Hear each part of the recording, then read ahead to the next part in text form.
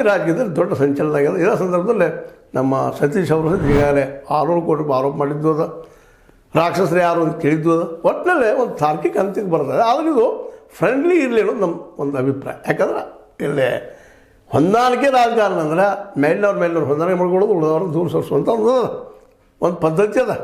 ಅದು ಬಡ ರೈತರಿಗೆ ಹೋಗಿ ಮುಟ್ಟೋದು ಅಂತ ನಮಗೆ ಅಂತ ಏನು ಅನಿಸಿಲ್ಲ. ಅಲ್ಲೂ ಜಾತಿಗಳು ಬರ್ತಾವೆ, ಮತ್ತೇನೋ ಬರ್ತಾವೆ, ಕೆಳಂತಕ್ಕೆ ಹೋಗಿ ಅವ್ರನ್ನೇನು ಮಾಡೋಣಪ್ಪ ಅಂತಂದ್ರೆ ಆ ಸಂದರ್ಭದಲ್ಲೇ ಈ ಜಾತಿ ಮತ ಭೇದ ಬಡವ ಯಾವುದೂ ಇರಲಾರ್ದು ಎಲ್ಲರಿಗೂ ಸಮಾನವಾಗಿ ಅವಕಾಶ ಸಿಗುವಂಥದ್ದು ಮಾಡೋ ಕೆಲಸಕ್ಕೆ ಇಲ್ಲೇ ಕೈ ಹಾಕಬೇಕಾಗಿದೆ. ಹೌದು, ಬೆಳಗಾವಿ ಈ ನಮ್ಮ DCC ಬ್ಯಾಂಕಿನಂಗೆ ಉಳಿದ ಬ್ಯಾಂಕ್ಗಳು ಲಾಭದಲ್ಲಿಲ್ಲ.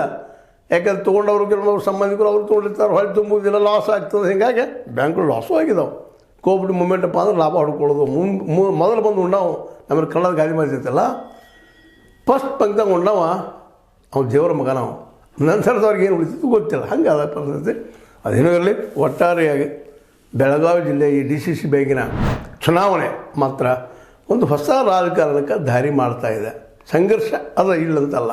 ಒಂದು ಕಡೆ ಹಿಂದುಳಿದ ಬಿದ್ದ ಸಮುದಾಯದ ಪರವಾಗಿನೋ ಇವತ್ತು ನಮ್ಮ ಜಾರಕಿಹೊಳಿ ಮುಂದೆ ಮಾತಾಡ್ತಾ ಇದ್ದಾರೆ. TB ಪಾಟೀಲರು ಮೇಲ್ವರ್ಣೆಯವರು ಇರ್ಬೋದು, ಬಟ್ ಪ್ರಾಮಾಣಿಕರಿದ್ದಾರೆ, ಮಾಡಿದ್ದಾರೆ.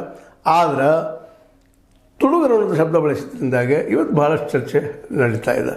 ಈ ದಿಶೆಯಲ್ಲಿ ನಮ್ಮ ಇಲ್ಲಿ ಹಾದಿರೋದು ಎರಡು. ಒಂದು, TB ಪಾಟೀಲರು ತುಳುಗರು ಯಾರನ್ನು ಪ್ರೂವ್ ಮಾಡಬೇಕು, ತುಳುಗೆ ಬ್ಯಾಂಕ್ ಕೊಡಬೇಡ ಅಂತ ಹೇಳಿದಾರ, ಇಲ್ಲ ಅದ್ರ ಹಿಂದೆ ತಕ್ಕೋಬೇಕು ವಾಪಸ್. ಯಾಕಂದ್ರೆ ರಾಜಕಾರಣ ಅದೇ ರೀತಿ ಆದ ಸ್ಥಿತಿಗೆ ಬಂದು ನಿಂತದ.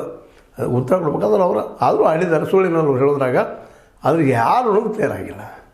ಹೋಗಿ ನಾವು ಎಲ್ಲರೂ ತುಳುಗರು ಇರ್ತೀವಿ ಅಂತಂದ್ರೆ ಹೋಗ್ಲಿ ಬಿಡಪ್ಪ ಏನೋ ಮಾತಾಡಿದಾರವ ಅಂತಂಬೋದು. ಬಟ್ ತುಳುಗರಿಗೆ ಬ್ಯಾಂಕ್ ಕೊಡ್ಬೇಡ ಅಂದ್ರೆ ಯಾರು ಅವರು ಕತ್ತಿಯವ್ರು ಬಿಟ್ಟು ಎಲ್ಲರೂ ತುಳುಗರನ ಅನ್ನೋದಕ್ಕೆ ಇವತ್ತು ದೊಡ್ಡ ಚರ್ಚೆ ಅದ. ಆ ಚರ್ಚೆಗೆ ಉತ್ತರ ನೀವು ಹುಡುಗರಿ ನೋಡು, ನಾವು ಅಷ್ಟೊಳಗೆ ಡೆವಲಪ್ ಆಗ್ತದೆ ಮತ್ತಂತ ಹೇಳ್ದ. DCC ಬ್ಯಾಂಕ್ ನಮ್ಮ TB ಪಾಟೀಲ್ ಹೇಳುವಂಗೆ ತುಳುಗರಿಗೆ ಕೊಡ್ಬೇಡ್ರಿ ಅಂತ ನಾವು ಹೇಳ್ತೀವಿ.